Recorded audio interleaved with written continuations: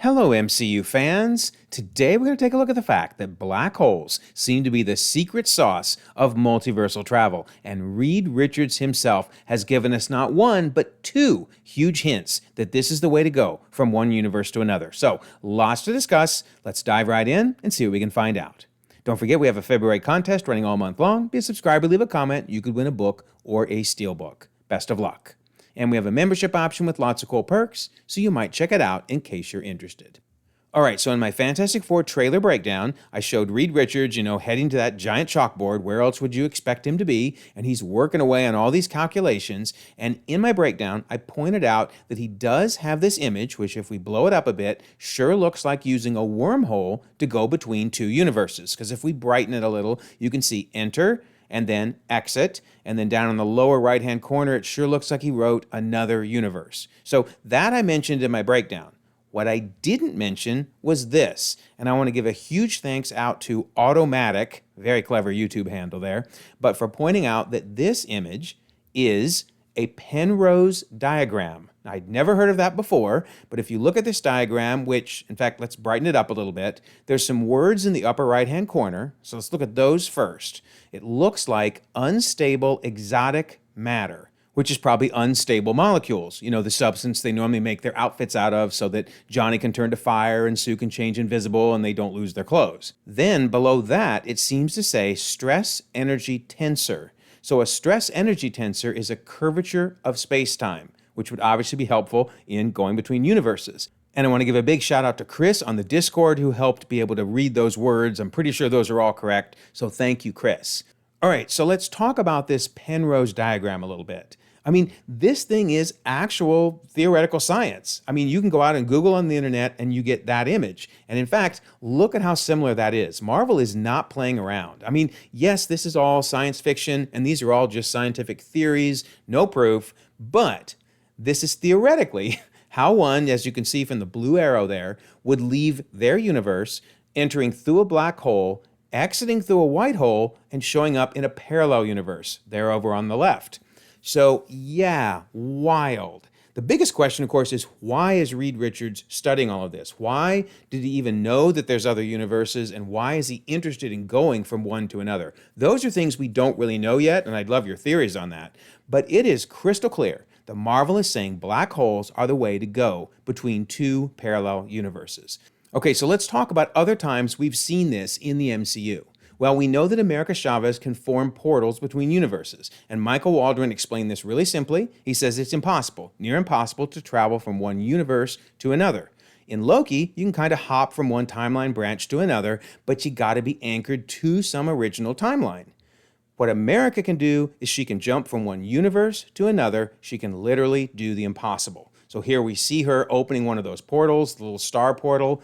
Here we see her doing it again. In fact, let's take a look at this one really closely, because I'm beginning to wonder now, does America Chavez actually end up using black holes? Now, I don't mean like she's consciously going, I'm going to create a black hole today. That would be fun. But is that what her power is doing? All right, so let's focus in on this center spot here and watch as the portals continue to form and gel. Look at that little white star there. Look at how it's getting really bright, and then finally it flares out, and sure enough, we have the rift opening, and I'm going to get rid of the square now. You can see the rift opening further, and now we have a rift between two different universes. So I don't know if that was a black hole, but you kind of got to wonder at this point, because this looks so similar to the rift between two universes we saw in the Marvels. In fact, let's look at that real quick. Remember, Dar-Ben used the bangles to open a rift in space, although I don't think she meant to do it because obviously it killed her in the process. But as the rift opened, there's a black hole. Obviously, you can see that for sure. And when that goes away, now we have our rift between the two universes. Crazy. And Monica explains it, and this wording is so important. She says it's a self-propagating singularity with negative mass. So keep those words in mind, singularity and negative mass. Then she says, and non-Newtonian topology. And of course, look at Miss Marvel looking at her like, what are you saying? And she goes, okay. She tore a hole in space-time. Yeah, very simple explanation, right? And this is a different reality bleeding into ours. Of course, Monica goes on the other side, and the Beast says, well, my theory is you somehow cross through a tear in space-time, and now you're in a reality parallel to your own. There's that word parallel again. And of course, that makes us think of the stacked universes that He Who Remains mentioned in Loki Season 1's finale when he was talking about the Kangs going between different universes, which is, of course, impossible, the Beast explains. All right, so now I'm going to turn to Moon Girl. Yes, Moon Girl, which, by the way, if you have not watched this show, it's fantastic. You really got to watch it. And the second part of the second season just dropped on Disney+. I will be doing a video about it before long. But anyway, at the end of Season 1, Lunella is pulled into a mysterious portal, which takes her on an interdimensional highway. She runs into her version of the Beyonder, who basically says, this is no place for a human like you. They travel down this highway. Keep this image in mind. We're going to see this again in a moment. And they land on a planet that the Beyonder basically wrecked.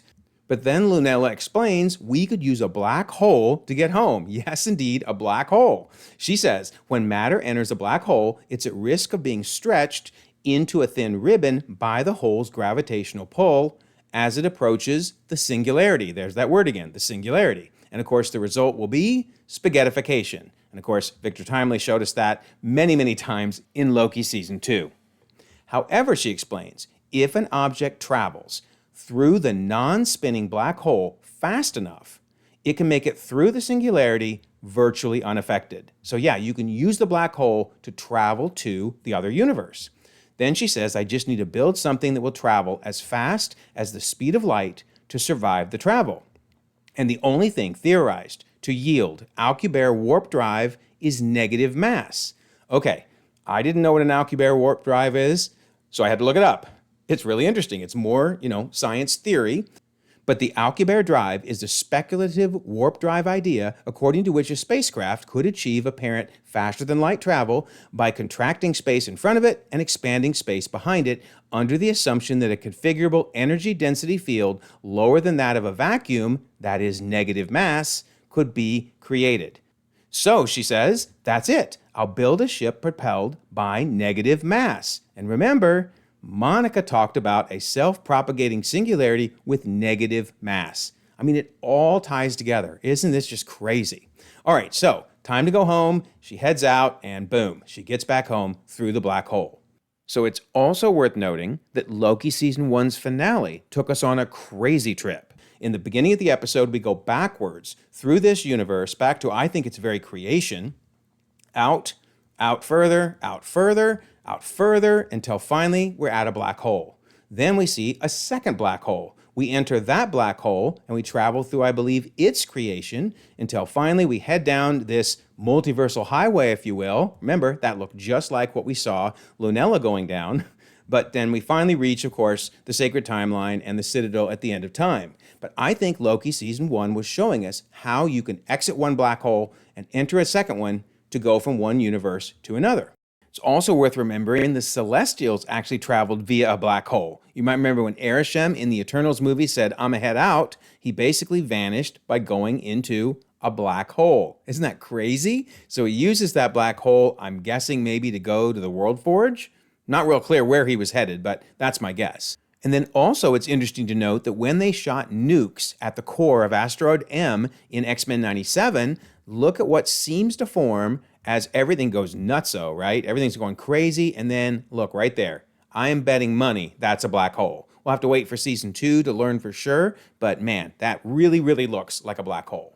And then of all things, remember back in Homecoming, they were literally selling black hole grenades, as well as Shatari railguns, but these are black hole grenades that the Dark Elves used in Thor the Dark World. In fact, here was one of them in action. They basically would chuck them at stuff, and it opened a mini black hole which sucked in everything around it. So, oh my word, we have seen black holes everywhere. Then also remember that at the end of What If Season 2, Doctor Strange wasn't trying to save universes, he was trying to resurrect his universe. And he used his Forge device to basically create a new universe. And in fact, here's the Watcher and Captain Carter looking at the new universe being formed, and oh my word, is that a black hole? Or in this case, maybe a white hole, to be honest, because we know that's part of the process as well. So they basically said he recreated this universe but was never born into it. So he created a new universe. But maybe the black hole or white hole, as the case may be, is how all of these what if universes are created. Because remember, way back in season 1, the Watcher said that's the moment that created a new universe. Just a single decision, a single change created a new universe. Maybe it's being created by a black and maybe a combination of a white hole. That is so cool. And maybe this is the explanation for the ever-growing multiverse. Because in Far From Home, of course, Mysterio was full of it. He was lying. But nonetheless, Peter said, wait, you're saying there's a multiverse? I thought that was theoretical.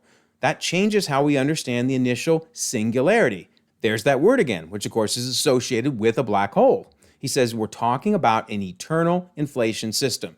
So that would mean multiple universes being created, thus the multiverse. So man, I love how this is all coming together. Reed, if you can hear me, please explain all this. Please explain it in the Fantastic Four movie. In fact, if you could do me a favor, tell me whether everything is inside Loki's tree or whether there are separate universes outside the tree. In other words, is your universe in that tree or not? Please, Reed, just answer that question. Anyway, I think this is so cool. I love the fact that Marvel is taking all this theoretical science and trying to use it to build out their explanation for how the multiverse works. So let me know your thoughts on all this. You know I love to read and respond to all of them.